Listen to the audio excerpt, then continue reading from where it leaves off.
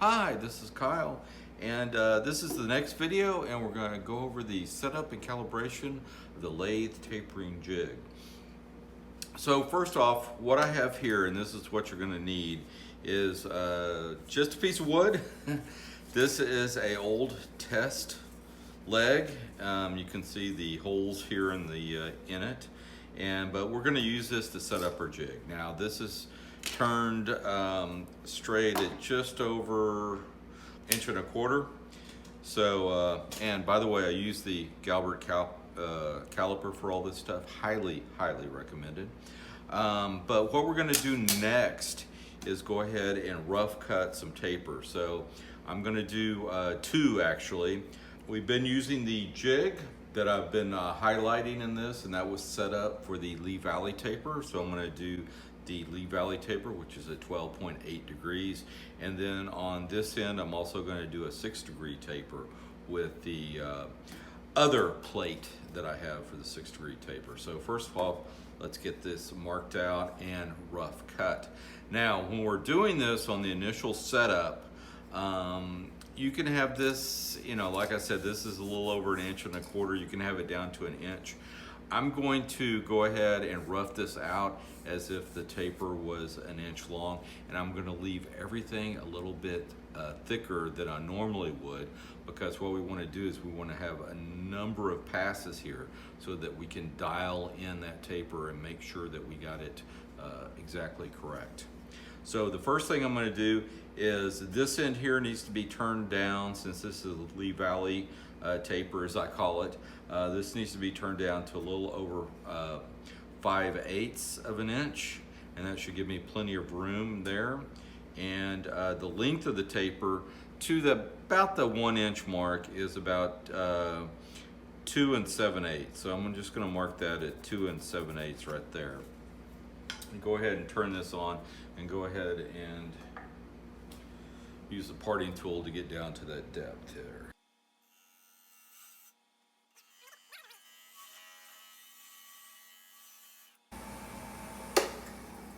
Okay, so I just used the parting tool to get down to my diameter, and it's well over 1 inch, because like I said, when we're doing this setup, we want to leave ourselves plenty of room to make as many passes as we need to get, so that we can tweak our tapering pattern so that we can dial that in.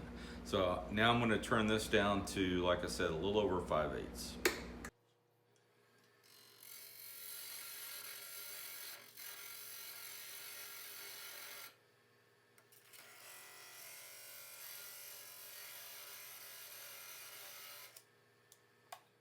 Okay, so now that's turned down to a little over 5/8, and this is a little over 1 inch.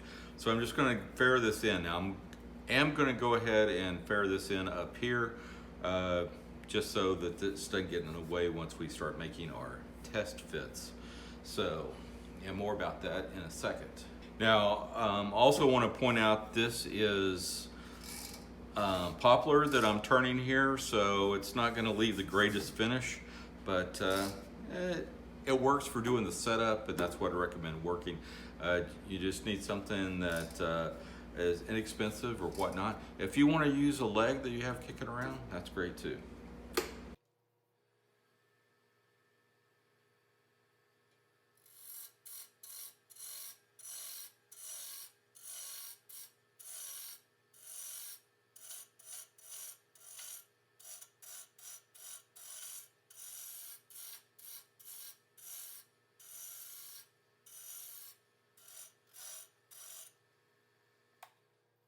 All right, that should do us to go ahead and get this rough turned down. And so what I'm going to do is I'm also going to turn this end, and I'm going to turn this end basically for a 6-degree taper. So let me go ahead and flip that around, and we can start on that. Okay, now for turning, rough cutting this for the 6-degree taper. Now we want to go ahead and make this back to 3 inches. And cut that down to just, well, we want to make it, like I said, a healthy over 1 inch, so that we got plenty of passes to make sure we can dial everything in.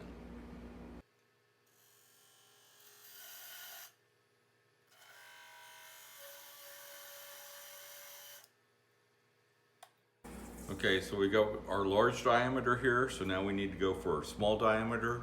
Now on this one, like I said, it's about 3 inches here, and we want to go down to a little bit over 3/4 of an inch.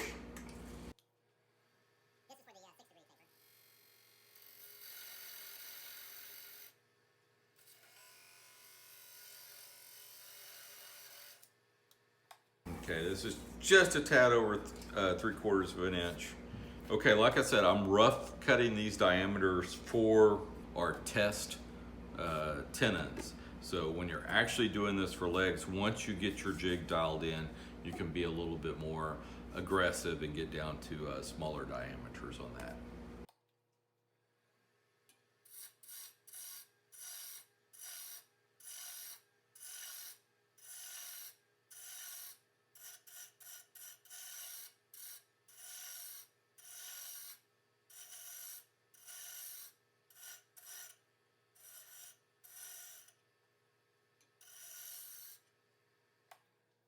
So that's about it for roughing these in. So let me clean up this mess and we'll go ahead and get the jig in place and we'll show you how that works. Okay, now we're ready to get this quote unquote dialed in. So one of the things that I recommend is if you can get if you use a tenon cut or something like that and you already have a tenon cut to that degree, that will actually benefit you setting this up. So you can put this in your lathe and kind of get some rough dimensions. If you don't, then that's fine too. You can kind of go through this same thing that we're doing here, but you may have to move the tool holder back and forth. But it's real convenient. If you have a tapered tenon, you can chuck up in your lathe. The first thing we want to do is make sure that this edge here, that we're completely off the tenon when we reach this edge. The reason for that is because we're going to be using this adjustment screw. So if you're not completely off, like if you were like right here and you're using that adjustment screw, as soon as you get here, then the tool's going to dive. It's going to be narrower. So you want to make sure that you're somewhere over here so that you're off the tool. Okay, so that's perfect. This area right here, we are now off there. So I want to be off just a little bit more. That's fine. So I have this loosened up where it's going back and forth. So the first thing we want to do is determine what that is.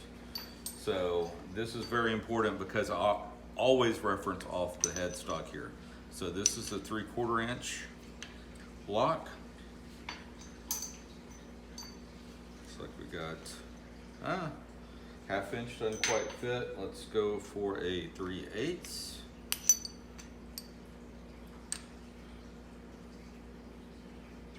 And then this is a 1/16 inch setup block, and that does fit in. So let's see where we are here, and yep, we are definitely off there, so that's fine. So once we have that, then what we need to do is go ahead and get our tool set here. So if we got this, now I'm just touching, I probably want to be just a little bit off, but just touching right there and just like a hair off. Now, like I said, I have this all loosened up, so now I need to tighten the screws into the T-nuts from below. So I'm simply going to hold this and move it off till I can feel where those screw holes are underneath, and then go ahead and just tighten one up, not too tight, but just tighten one up, and then come back here and make sure, yeah, that's where we are.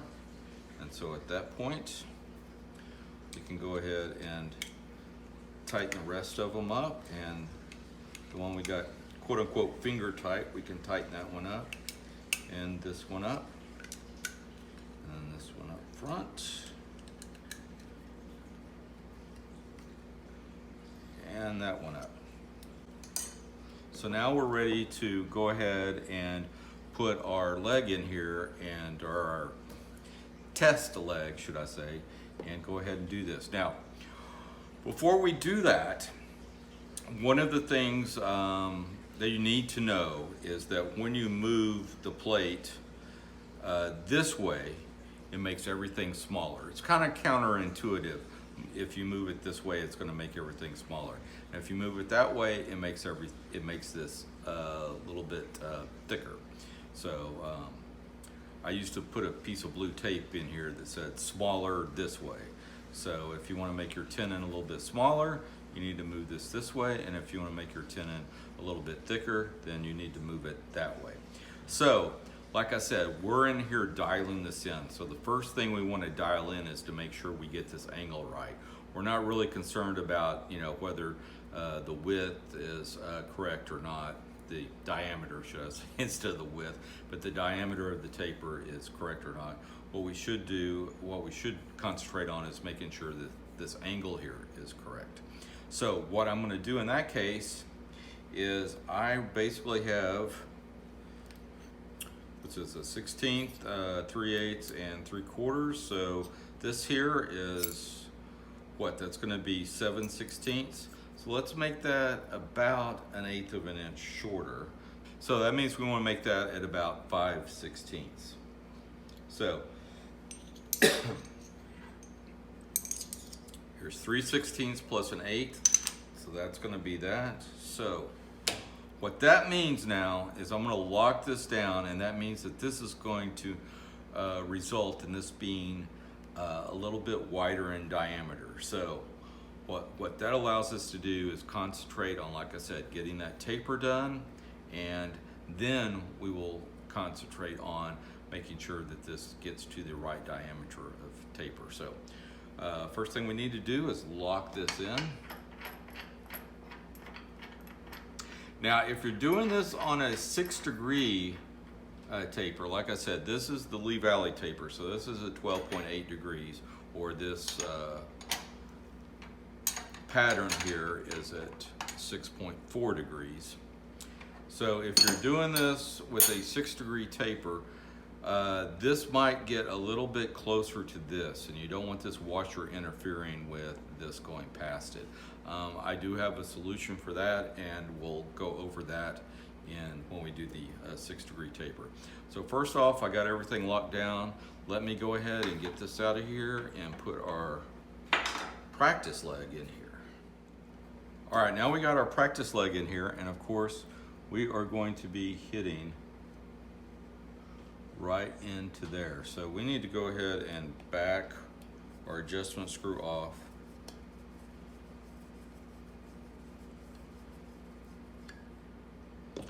And make sure we're just hitting about right there. So that gives us a good idea. Now, we're going to be making a number of passes, but I'm not really going to be testing this yet until we get one clean pass.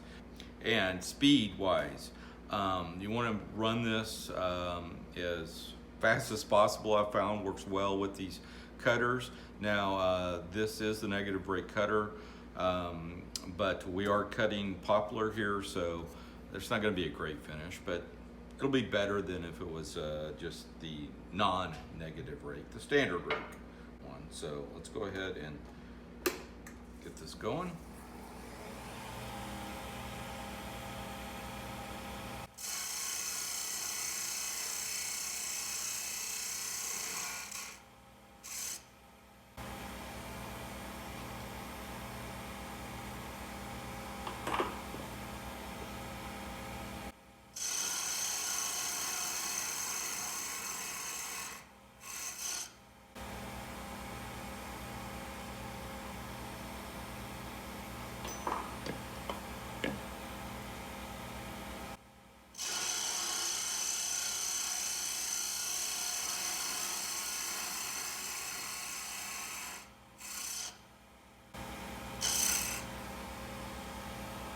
Getting there.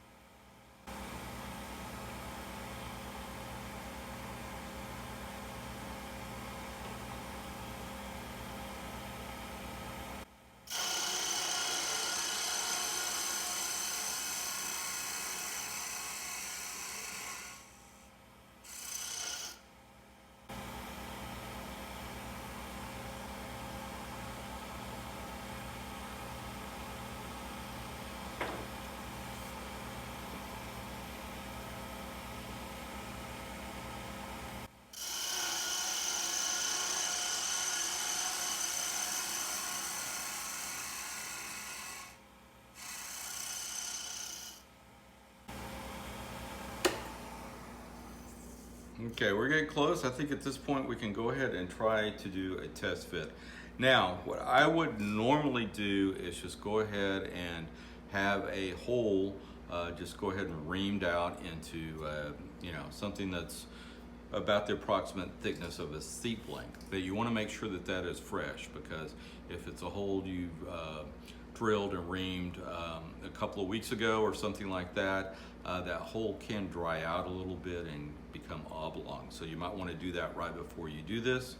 What I'm going to do for this demonstration, since we're right here, is go ahead and use the Lee Valley tenon cutter here, and I've just removed the blade from it, and this will give me a good test fit as far as the Lee Valley tenon. So I can go in here and see where we are, and I don't know if you can see that or not. We're pretty close, but we need to be a little bit wider. The top of this tenon needs to be a little bit thicker than the bottom. So what we need to do is go ahead and make some adjustments here. Okay, so with this cleaned off, let me show you how we're going to make those adjustments. So the first thing we want to do is to loosen this up, because that will affect how well we're doing. Like I said, we want to make the top of this a little bit thicker. So we want to cut less from the top. So if we want to cut less from the top, that means we need to move this that way. So that will make us cut less from the top and make that the top part of this just a little bit thicker. So what I want to do is loosen this up just a little bit, and then go ahead and loosen that one up.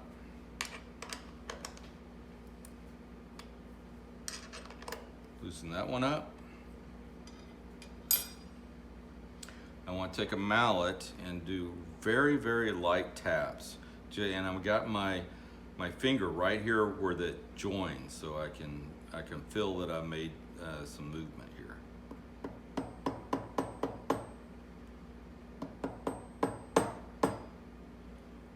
Okay, I did that. Okay, let's go ahead and tighten that back up.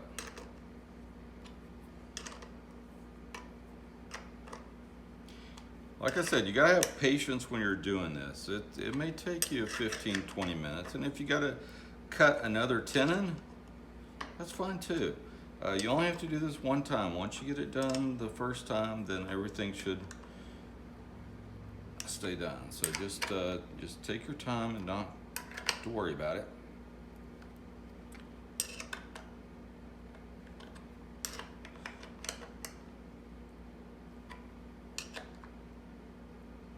Okay, everything's locked back in. Let me tighten the clamp block up.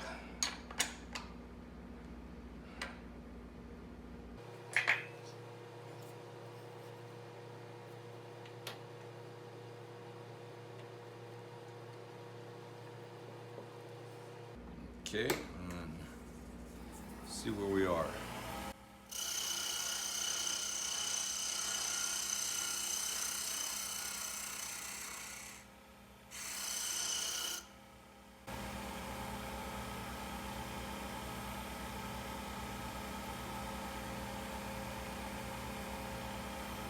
I'm going to go ahead and make one more pass.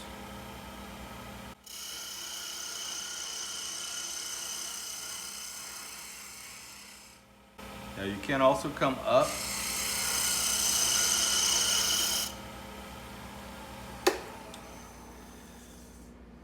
Alrighty, let's take this out and see how we are now. Oh, that's nice. So I think that is pretty much nailed it. Now I want to look down here and make sure that we're all good. You might want to have a light to actually look in there. I can actually see it pretty well. I'm not sure how well that comes on camera. But we're nice and tight all the way along here. And then I like to give it everything a little wiggle and make sure we get everything tight. and yeah, it sticks in there real nice. So that's it. We are dialed in. That's really just how easy it is to do.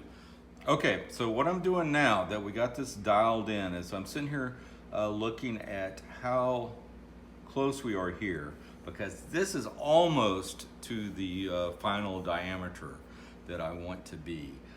I just need to take just a little bit more off. So I'm looking at how much of my depth adjustment here compared to where we are with the setup blocks over here, and looking at everything, I think I might want to make this just a little bit less. So I'm gonna go ahead and take this 1/8 inch off, and I'm gonna go ahead and leave this 3/16 in here and see where we are as far as that adjustment goes. This is probably the easy part, because I'm looking at, okay, that's just about where we want to be. I think I want to make it just a little bit smaller. So right now I have a 3/4 inch setup block in here and a 3/16 setup block here. I want to go ahead and lock this down. And I don't know, I didn't explain this easier, but we always want to go off the headstock when we're doing this, because the tailstock varies. You know, you got the tailstock moving in and out. You really can't reference off the tailstock. You have to reference off the headstock, and I think this makes it the most easy. So let me go ahead and run another pass and see if we even get a cut.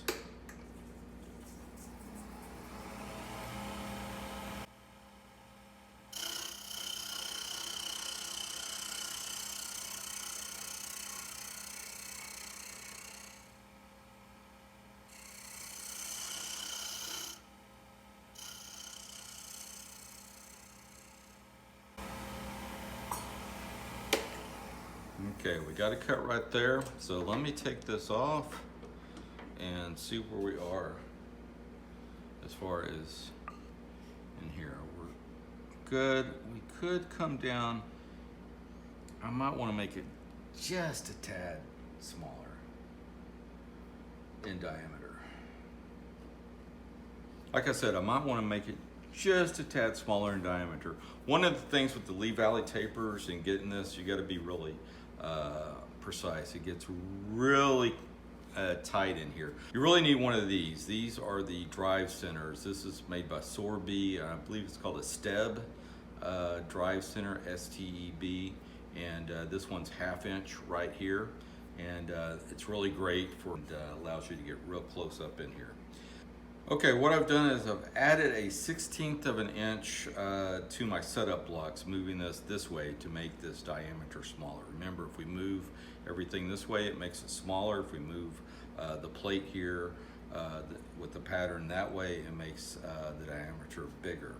So I did it another 1/16 of an inch. So since we had 3/4 plus 3/16 of an inch, now we have 3/4 plus 1/4. And so that makes it 1 inch here. So let's see how that goes, and hopefully I am going to extend this out just a little bit.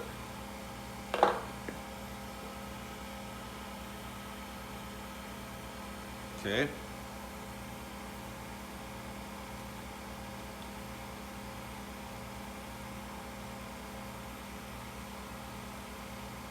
Okay, we're just barely above. Let's see if we get a cut. We might not get a cut. Okay, we didn't. So let's go ahead and extend this all the way in. Now you don't want this tool, the tip of your cutter hitting your drive center, so be cognizant of that.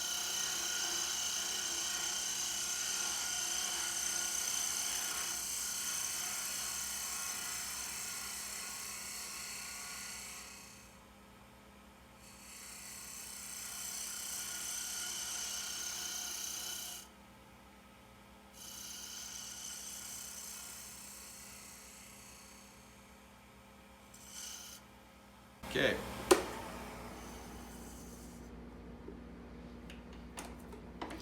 So let's see where we are.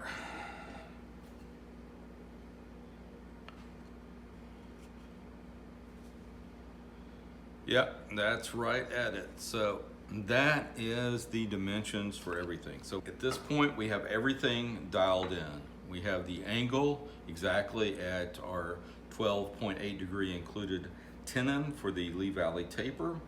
We have the offset from the headstock to dial in that thickness or the diameter of the taper tenon, exactly where we want to be. So at this point, what I would do is cut another one. You can actually do that on a leg or whatnot. And then once you have that done, then record all the measurements. You want to put your tape here and put your witness marks on, as we talked about earlier. And you want to record what this distance is from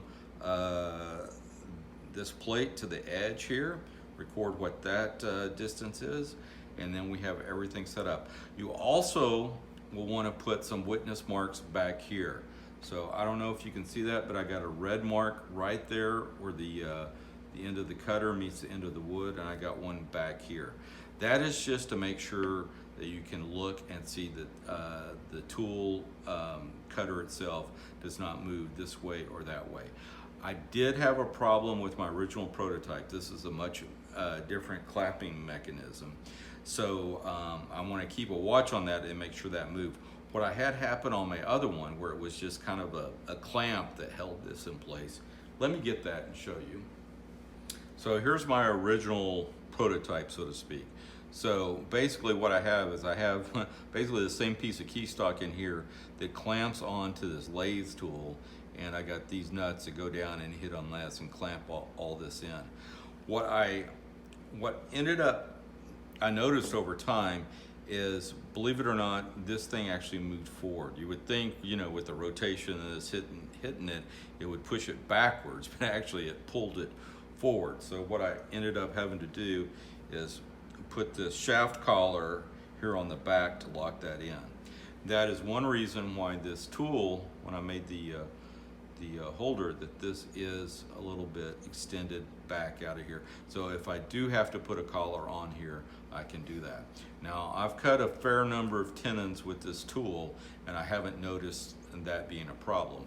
But just so, I did put a witness mark on the front and the back of the tool holder, so I can quickly look at that and see if anything has moved. And like I said, so far that doesn't seem to be an issue with this particular build.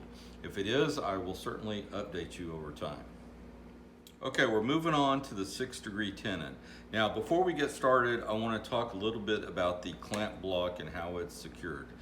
Now, what you may find is if you drill the 5/8" hole for the clamp block here, is you're going to get real close to the edge here. And that can present a problem, especially with the washer that goes with the bolt that screws into the clamp block, like so. So this washer can extend over the edge here and could interfere with the tool holder as it goes by. So what you can do is go ahead and elevate that clamp block.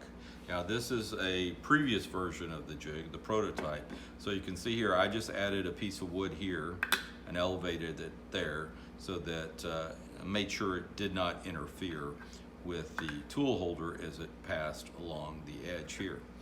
Or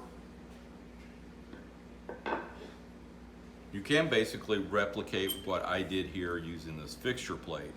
And that is, you would drill a 1/4" hole for your clamp block all the way through, put a threaded insert in the bottom piece, and then just use a 1/4" by 20 bolt. In this case, instead of screwing down, you got to screw up to do it. So you reverse thread that till it comes up and it locks everything there. I need to get a better knob that I can put some leverage on attached to this. But these two 1/4" by 20" bolts locked together seem to work pretty well. Now, what I've done with the clamp block is basically this whole thing is a 1/4 inch by 20 bolt that I have a large washer on, fender washer, and then that locks in there. And then when this comes up, it just raises the whole thing and locks it down. So, okay, just like before, I have this dummy tenon that I've done, and I've basically chucked that up into the lathe, and that will help me set my offset. Okay, so I want to make sure we get this to where it is off the tool, and then we can use that to set that up. Now let's see what our distance is here. So I'm going to go ahead and that's a 1/4 inch. I mean, it's 3/4 of an inch. That's an inch. Looks like an inch is going to be really good. Okay, so let's leave that at an inch. Okay, I want to make sure that's right. Just touching. Leave that off.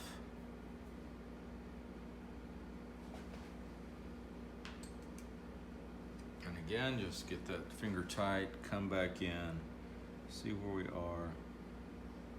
Yeah, that looks good. So tighten all 4 screws down.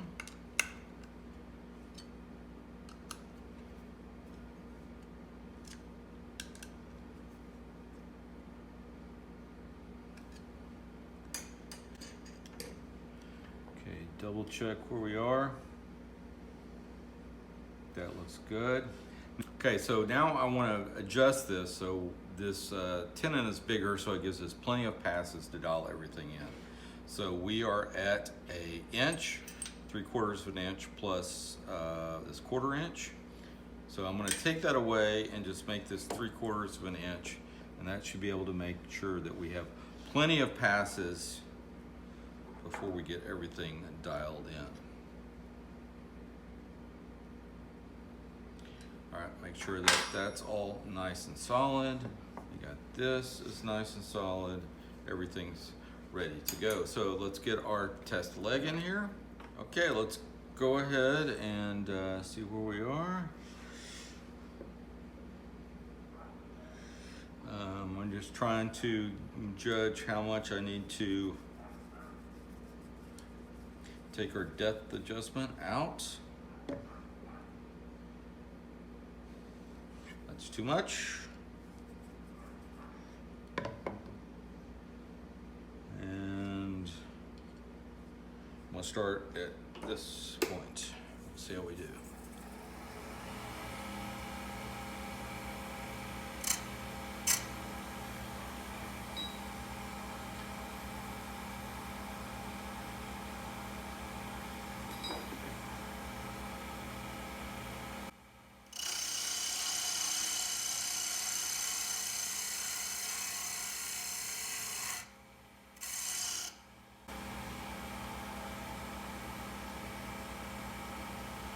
Now we'll wait till we've come up a little bit before we do a test.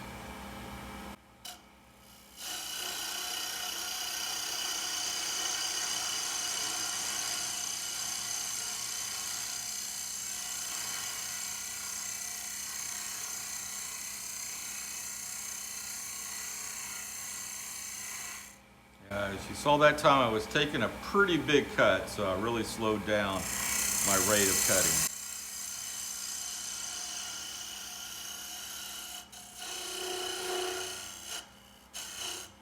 Back up so that doesn't interfere. So we're back to there, so I think we're ready for our first test.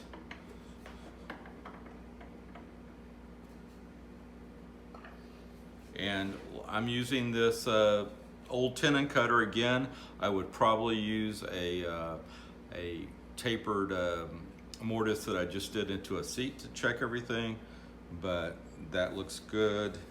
Everything's right on, but I've already calibrated this one, so I knew that was the case. The only thing I really haven't calibrated this on, because what I cut for my jigs is a little bit different since it's actually the taper tenon is actually hollow. I use a different drive on here than this steb drive center. I use a different drive center. Basically what we need to do now is go ahead and make this diameter to where it is basically, in this case, I make it to where it's even with the end of this tenon cutter. So sort of like this one that we use to set everything up. So basically where it's even. It doesn't have to be exactly even, but close. So let's go ahead and keep going.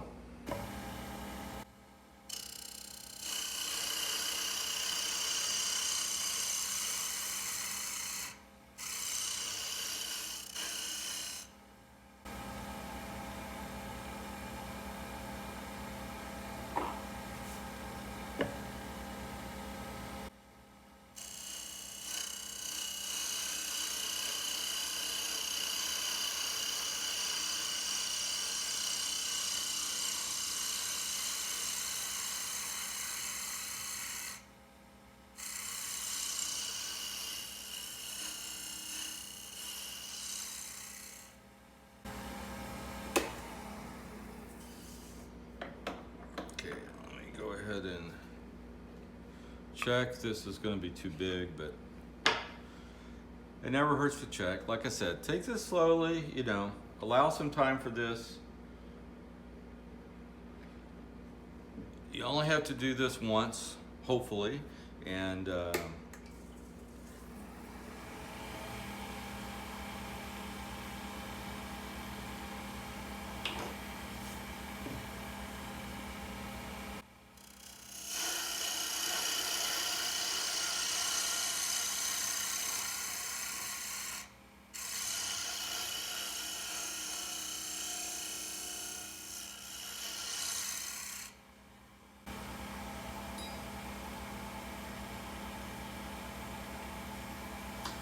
okay, I'm now fully recessed, so we're going to make a pass here and see where we are.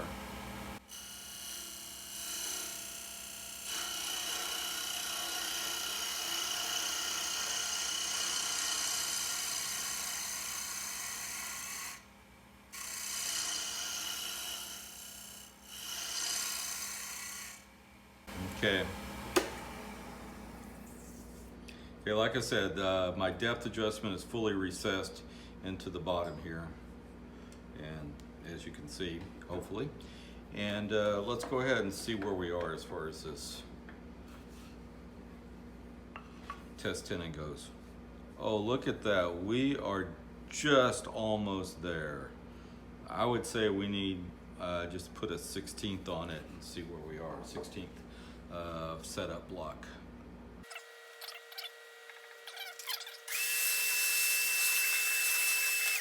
I did clean everything up, but hopefully you can see that having this little rabbet at the bottom as a dust relief definitely does pay off. So anyway, you got to remember that this goes opposite of the other one, so you got to screw it down to loosen it up. And so let's see, let's add a 1/16.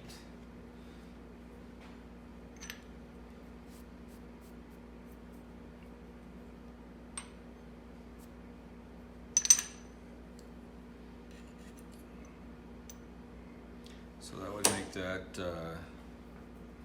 13/16 for our setup there. So make sure everything's that.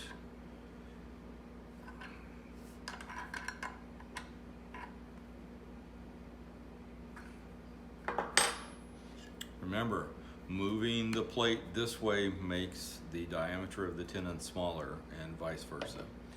Like I said, I used to have some blue tape with that marked on there. Not saying that I might not put that back on, because it can get confusing and it's a little counterintuitive.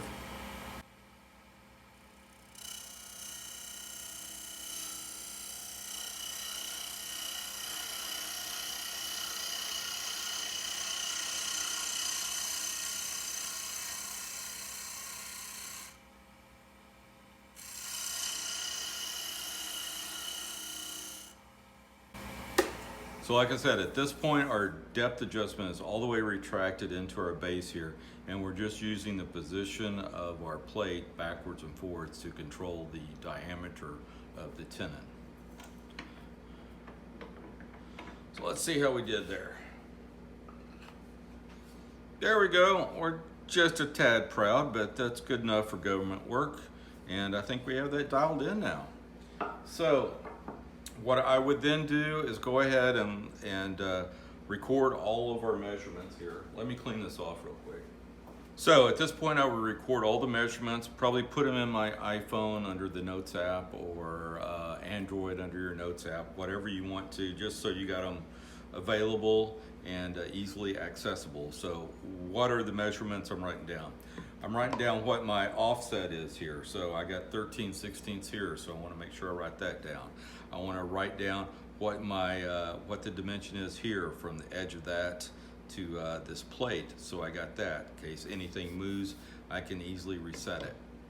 Now, what I do is, as you may know, I cut a lot of taper tenons. So the first one, when I come up and I'm going to do a session where I'm cutting a bunch of taper tenons, the first thing I do is, of course, check my witness marks that I have, make sure nothing's moved, check the witness marks here, make sure nothing is moved. And then what I like to do is go ahead, and you see how I got this at 3/4 plus a 16th, so that gives me my 13/16. The first tenon I cut, I always remove like a 16th, an 1/8 to a 16th, and just go ahead and cut it and make sure it's still a little bit too big in diameter, and then I can add that back in, and that just re-verifies, gives me some peace of mind in case something did move that I didn't catch. I don't screw up the first one I do. I can easily make any corrections that need to be done, and it gives me a little peace of mind, so it might give you some too. So with that said, thanks for watching. If you have any questions, please leave them in the comments or reach out to me through Instagram, and we'll see you on the next video.